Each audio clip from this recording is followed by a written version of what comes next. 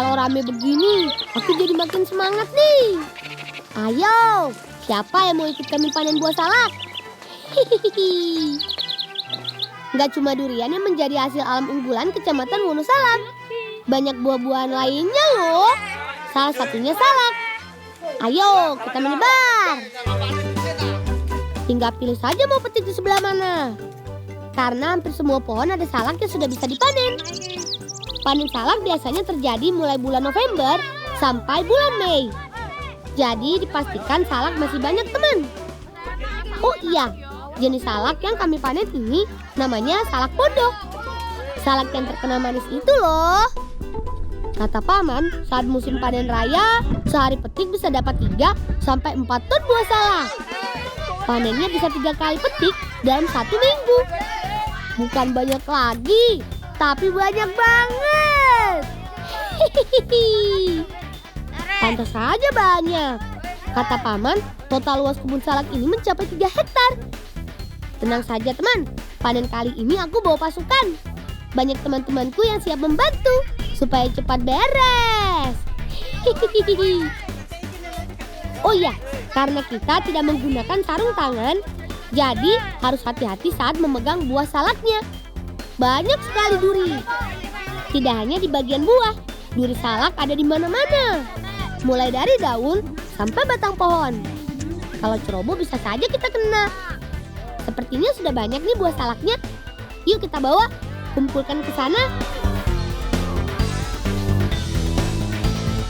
Lang yuk panen akeh ki.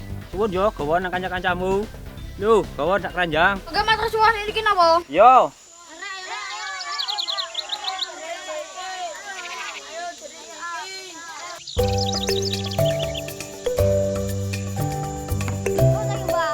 Kami juga punya cara lain untuk menikmati segarnya buah salak pondok. Sudah ada Bibi nih. Ayo, kita bantu Bibi membuat dodol buah salak. Pertama, buah salak segar kita kupas kulitnya. Untuk mempermudah proses pengupasan, caranya begini teman. Geprek buah salak, kemudian kupas deh. Lebih gampang dan cepat kan? Hihihi.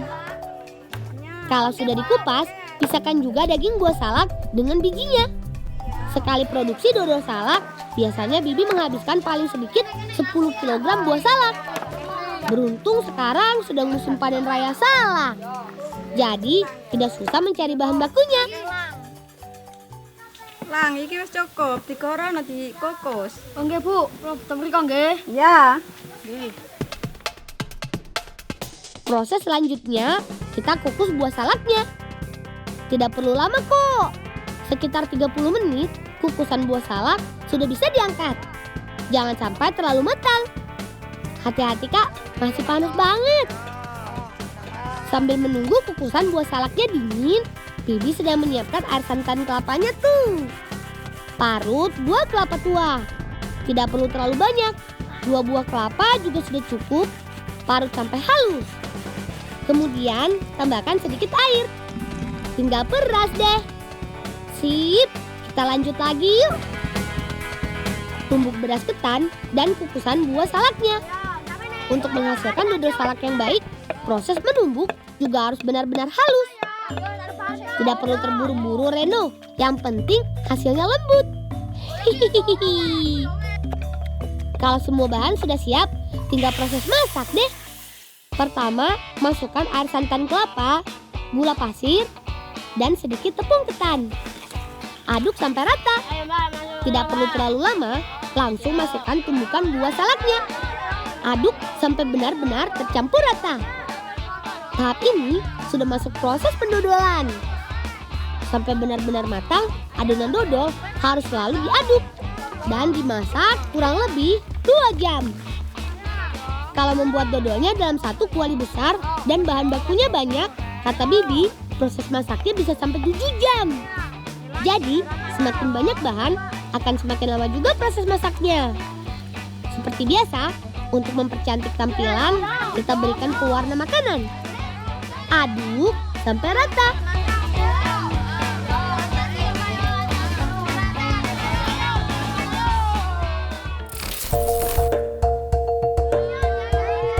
Terakhir, tinggal kita bungkus deh.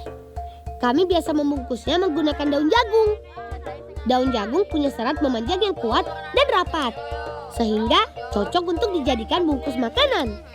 Selain itu, jagung memiliki aroma wangi khas. Cocok sekali untuk membungkus dodol salak. Tidak perlu banyak-banyak. Satu bungkus cukup 1 sendok saja. Kemudian bungkus dan ikat bagian atas bungkusannya.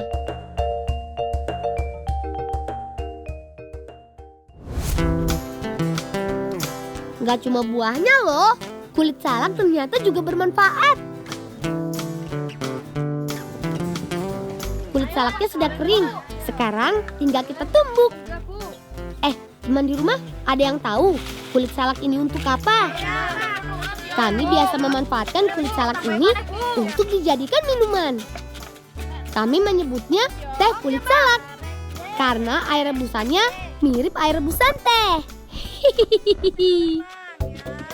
Sebelum direbus, pastikan kulit salak ini harus benar-benar kering ya. Lanjut kita tumbuk sampai sedikit halus. Kalau sudah kering, menembuknya juga mudah, gampang hancurnya. Setelah ditumbuk, tinggal kita ayak deh untuk menghasilkan serbuk kulit salak yang benar-benar lembut. Sisa ayakannya bisa kita tumbuk lagi hingga berkali-kali. Nah, kalau sudah lembut begini, sudah bisa kita rebus. Iku banyune wis sama, Pak Rek. Wis lang. Ayo lang digorong direbus gawe teh lang. Oh enggak. Air panas sudah mendidih, tinggal kita rebus serbuk kulit salaknya. Sama seperti menyeduh teh, merebus serbuk kulit salak juga tidak perlu terlalu lama. Kalau air sudah berubah warna, berarti sudah bisa diangkat. Awas, airnya masih panas banget. Hati-hati loh ya. Walaupun warnanya sama dengan air rebusan teh, aromanya jelas berbeda. Yuk kita nikmati rame-rame.